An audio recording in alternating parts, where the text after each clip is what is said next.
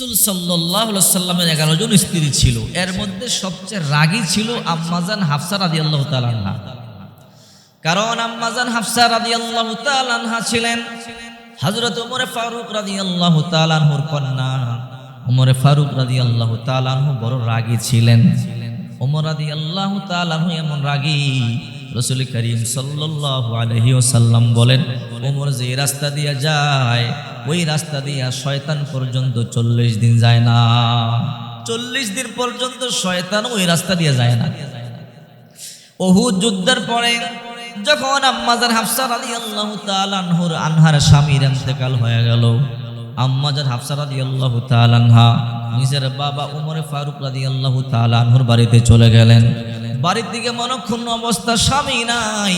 স্বামীর শোকে চোখের পানিগুলো সারিয়া সারিয়া কান্দে। হযরত ওমর কন্যারই কষ্ট সহ্য করতে পারে না, বলতে পারে না। দিন যায় রাত যায়, মেয়ে ঘুমায় না, ঠিক মতো খাবার খায় না। ওমর ফারুক রাদিয়াল্লাহু তাআলা আনহু বলি, যা টুকরা কন্যার কষ্ট দেখিয়ে সহ্য করতে পারে না। ইদ্যত পালন যখন শেষ হয়ে গেল, ওমর ফারুক রাদিয়াল্লাহু তাআলা আনহু দেখলেন মেয়েটা স্বামীর শোকে শোকে শেষ হয়ে যাচ্ছে। এমন হলে বেশি দিন আর আমার কন্যাকে বাঁচানো যাবে না। ওমর ফারুক রাদিয়াল্লাহু তাআলা আনহু সিদ্ধান্ত নিলেন, দ্রুত আমার কন্যাকে কারো কাছে বিয়ে দিতে হবে। তাই ওমর ফারুক রাদিয়াল্লাহু তাআলা আনহু নিজের কন্যাকে বিয়ে দেওয়ার প্রস্তাব নিয়ে হযরতে ওসমান গনি রাদিয়াল্লাহু তাআলা আনহুর বাড়িতে গেলেন। ওসমান, তোমার স্ত্রী রোকাইয়া মাত্র ইন্তেকাল করেছে। রে ওসমান, আর আমার কন্যা হাফসার স্বামী ইন্তেকাল করেছে। ওসমান রে, তুমি যদি চাও আমার কলেজার টুকরা কন্যা হাফসারে তোমার কাছে বিয়ে দিব। ওসমান রাদিয়াল্লাহু তাআলা আনহু কোনো কথা বলে না। ওমর ফারুক বলে, ওসমান, তোমার স্ত্রী তো ইন্তেকাল করেছে, রোকাইয়া রাদিয়াল্লাহু তাআলা আনহা মাত্র মারা গেছে। ওমর ফারুক রাদিয়াল্লাহু তাআলা আনহু বলে, হে ওসমান, তুমি চাইলে আমার কন্যারে তোমার কাছে বিয়ে দিব। ওসমান গনি রাদিয়াল্লাহু তাআলা আনহু বলেন, পরে চিন্তা করে জানাবো। ওসমান রাদিয়াল্লাহু তাআলা আনহু কয়েকদিন পরে বলল, না রে ওমর, না, আমি আপনার কন্যারে বিয়ে করব না। এরপর ওমর ফারুক রাদিয়াল্লাহু তাআলা আনহু যখন বুঝলেন ওসমান গনি রাদিয়াল্লাহু তাআলা আনহু বিয়ে করবেন না, ওমর ফারুক রাদিয়াল্লাহু তাআলা আনহু আবু বকর সিদ্দিক রাদিয়াল্লাহু তাআলা আনহু বাড়িতে গেলেন। আবু বকর, আপনার বড় ভালোবাসি, বড় মুহাব্বত করি। রে আবু বকর, আপনি ভালো করে জানেন আমার কলিজার টুকরা কন্যা হাফসার স্বামীটা মারা গেল। আমার কন্যা স্বামীর শোকে শোকে শুকায়া গেল, ঠিক মতো খাবার পর্যন্ত খায় না, ঘুমায় না। আবু বকর, আপনি যদি চান আমার কন্যারে আমি আপনার কাছে বিয়ে দিব। আবু বকর রাদিয়াল্লাহু তাআলা আনহু কিছু বলে না। ওমর ফারুক আবার কয়েকদিন পরে বলে, আবু বকর, আপনি উত্তর তো দিলেন না। আবু বকর বলে, ওমর ফারুক, আমি আপনার কন্যারে বিয়ে করতে পারবো না। কারণ আবু বকর রাদিয়াল্লাহু তাআলা আনহু শুনেছেন একদিন বিশ্বনবী মুহাম্মদ সাল্লাল্লাহু আলাইহি ওয়াসাল্লাম ওমর ফারুক রাদিয়াল্লাহু তাআলা আনহুর কন্যা হাফসারে নিয়ে আলোচনা করতেছিলেন। এই জন্য আবু বকর রাদিয়াল্লাহু তাআলা আনহু জানেন আম্মাজান হাফসার সংবাদ নবীর কাছে আছে, আমি অযথা বিয়ের প্রস্তাব আমি গ্রহণ করতে পারবো না। এই পরে ওমর ফারুক রাদিয়াল্লাহু তাআলা আনহু কন্যাকে যার কাছে বিয়ে দিবে সেই নিষেধ করে। ওমর ফারুক রাদিয়াল্লাহু তাআলা টেনশনে পড়ে গেলেন। হঠাৎ করে ওমর ফারুক রাদিয়াল্লাহু তাআলা গভীর রাত তাহাজ্জুদের সময় হাঁটতে বের হলেন। হঠাৎ করে আসমান থেকে গায়েব থেকে আওয়াজ, ওমর, তোমার কন্যাকে আমি উত্তম স্বামীর জন্য রেখে দিয়েছি। ওমর রে, তুমি টেনশন করবা না, তোমার কন্যার জন্য আমি রহমাতুল লিল আলামিন মুহাম্মদুর রাসূলুল্লাহকে রেখেছি। যাও যাও, এই সংবাদটা নিয়ে আমার বন্ধুর কাছে যাও, তোমার কন্যার স্বামী হবে রহমাতুল লিল আলামিন। এই সংবাদ শুনবার পরে ওমর ফারুক রাদিয়াল্লাহু তাআলা খুশি হয়ে গেল। ওমর ফারুক রাদিয়াল্লাহু তাআলা একটা দৌড় দিলেন। ফজরের নামাজের পরে আল্লাহর পয়গম্বর সালাম ফিরে এইবার পরে বলো, রহমাতুল লিল আলামিন, একটা সংবাদ আমি আপনার কাছে নিয়ে আসলাম। ওমর রে, কি সংবাদ নিয়ে আসছো? ওগো নবীজি, আমার কলিজার টুকরা কন্যার স্বামী হাফসার স্বামী ইন্তেকাল করেছে। হাফসা ঠিক মতো খায় না, ঠিক মতো ঘুমায় না। ওগো নবীজি, হাফসা আস্তে আস্তে অসুস্থ হয়ে যাচ্ছে। আমি ওসমানকে বললাম, ওসমান তুমি আমার কন্যার বিয়ে করো। ওসমান বলল, না আমি বিয়ে করব না। আল্লাহর পয়গম্বর বলে, ওমর ওসমানকে আমি আমার একটা কন্যা দিয়েছিলাম, রোকাইয়াকে। ওসমান আমার মেয়ের জামাই, ওসমান রোকাইয়ার ইন্তেকাল হয়ে গেছে, এই জন্য আমি চিন্তা করেছি আমার একটা কন্যা আছে উম্মে কুলসুম, এই উম্মে কুলসুমকে আমি ওসমানের কাছে বিয়ে দিব। ওমর আর কি সংবাদ নিয়ে আসছো বলো। ওগো নবীজি, আমি আসমান থেকে আওয়াজ পাইলাম আমার কন্যাকে নাকি আপনি বিবাহ করবেন, আপনার জন্য রাখা হয়েছে, আপনাকে নাকি এই সংবাদ দেওয়ার জন্য আমি আসছি। আমাকে বলা হয়েছে, ওমর যাও যাও পয়গম্বরকে গিয়ে সালাম দাও আর বলো আমার কন্যাকে আপনি বিয়ে করেন। ওগো নবীজি, আপনার যদি অনুগ্রহ হয়, দয়া হয়, আমার কলিজার টুকরা কন্যা হাফসারে আপনি বিয়ে করবেন। আল্লাহর পয়গম্বর বলে, ওমর গত রাত্রে তুমি যেই সংবাদটা শুনেছো, গত রাত্রে তুমি যেই আওয়াজ গায়েব থেকে শুনেছো, গত রাত্রে জিবরাইল আমাকে এসে বলল, ও রহমাতুল্লিল আলামিন, ফজরের নামাজ পড়ে ওমর আপনার কাছে আসবে, এসেই আপনাকে সালাম দিবে, আর ওমর তার কলিজার টুকরা কন্যা হাফসারে আপনার কাছে বিয়ে দেওয়ার প্রস্তাব দিবে।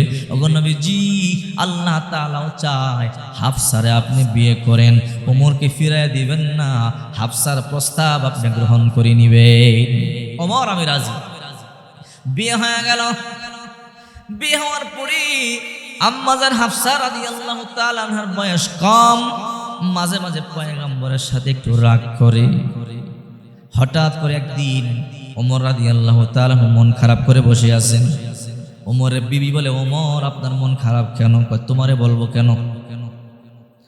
এবার ওমরের স্ত্রী বলে, ও ওমর, আপনি আমার সাথে এমন ব্যবহার করেন, আর আল্লাহর পয়গম্বরের চরিত্র কতটা উত্তম বলে কেন, কি হয়েছে? আমাদের মেয়ে নবীর ঘরে আছে, আমাদের মেয়েকে নবী বিবাহ করেছে, আমাদের মেয়ে হাফসা নবীর সাথে অনেক সময় খারাপ ব্যবহার করে, অর্থাৎ রাগারাগি করে। এরপরে পয়গম্বর বুঝায়, পয়গম্বর বুঝাইয়া বুঝাইয়া এদেরকে ভালোবাসে, আর আপনি রাগ করেন। ওমর কয়, তাই নাকি? বলা, আমি দেখি। একদিন ওমর রাদিয়াল্লাহু তাআলা আনহু নিজের কন্যারে দেখবার জন্য গেলেন, গিয়ে দেখে আল্লাহর পয়গম্বরের সাথে একটু রাগে কথা বলতেছে। ওমর আম্মাজান হাফসা রাদিয়াল্লাহু তাআলা আনহাকে মারবার জন্য গেলেন। আল্লাহর পয়গম্বর হাত দিয়া ধরলেন, ওমর মারবানা মারবানা, সে বুঝে না।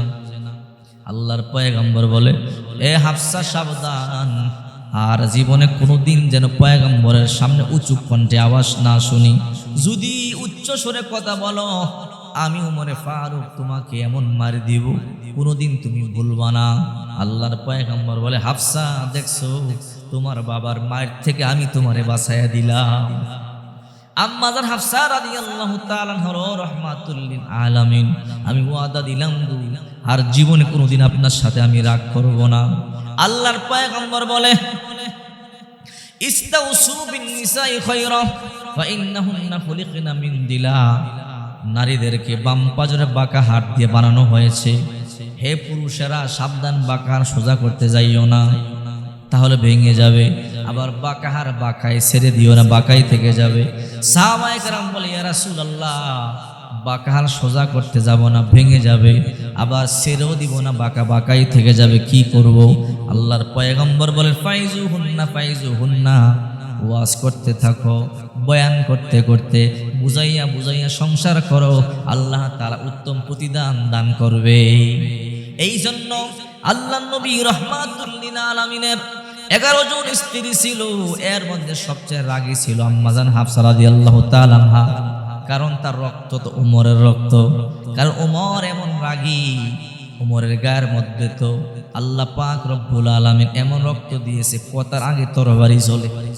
আবু জাহেল বলে, ও যুবকেরা, কে পারবা মুহাম্মদের কল্লা আনিয়ে দিতে? 100 লাল ওট উপহার দিব। মক্কার কোনো যুবক দাঁড়ায় না, মুহাম্মদ সাধারণ মানুষ না, মুহাম্মদের কল্লা আনা যাবে না। ওমর দাঁড়ায় বলে, আবু জাহেল, আমি মুহাম্মদের কল্লা আনতে পারবো। ওমর এমন রাগী, ওমর নবীর কল্লা আনতে যায়, রাস্তার মধ্যে বনু তামিম গোত্রের এক ব্যক্তির লগে দেখা। ওমর কই যাও? যাই মুহাম্মদের কল্যাণ আনবার জন্য যাই। ওমর আমাদের কল্যাণ করার জন্য যাও। বলে হ্যাঁ। নিজের ঘর সামলাইতে পারো না, আরেকজনের কল্যাণ দিয়ে যাও। ওমর কই কি হয়েছে? বাড়িতে যাও, গিয়া দেখো তোমার ভগ্নিপতি, তোমার বোন মুসলমান হয়ে গেছে। ওমর বাড়িতে গেলেন, গিয়ে দেখে ভগ্নিপতি বোন মুসলমান হয়ে গেছে। মারধর করলেন, রক্তাক্ত করলেন। কিছুক্ষণ পর মায়া লাগলো, বোন কি তেলাওয়াত করছিল বলো? বলে তুমি না পাক, তোমাকে দেওয়া যাবে না, গোসল করে আসো। ওমর গোসল করে আসলেন, সূরা তাহার আয়াত করতেছেন, ইন্নানি আনাল্লাহু লা ইলাহা ইল্লা আনা ফাবুদুনি। আয়াত তেলাওয়াত করে ওমরের চোখ বায়া বায়া পানি পড়ে। বলে বোন রে, আমি বুঝতে পারি না কালাম এত সুন্দর, আর দেরি নাই আমার মুহাম্মদের কাছে নিয়ে যা, আমি কালিমা পড়ব, মুসলমান হয়ে যাব। আল্লাহর নবী বসা, সাহাবায়ে কেরাম সামনে, ওমরে ফারুক আসতেছেন। সাহাবায়ে কেরাম বলে, ইয়া রাসূলুল্লাহ, মনে ঘটনা ভালো না, ওমর আসতেছে, অনুমতি দেন, হয়তো আমরা শহীদ হব, নাকি ওমরকে হত্যা করব। আল্লাহর পয়গম্বর বলে, রে সাহাবীরা, ওমরকে আমার কাছে আসতে দাও, ওমরকে আটকাইবা না, কারণ ওমর আমাকে মারতে আসে না, নিজে মরতে আসতেছে।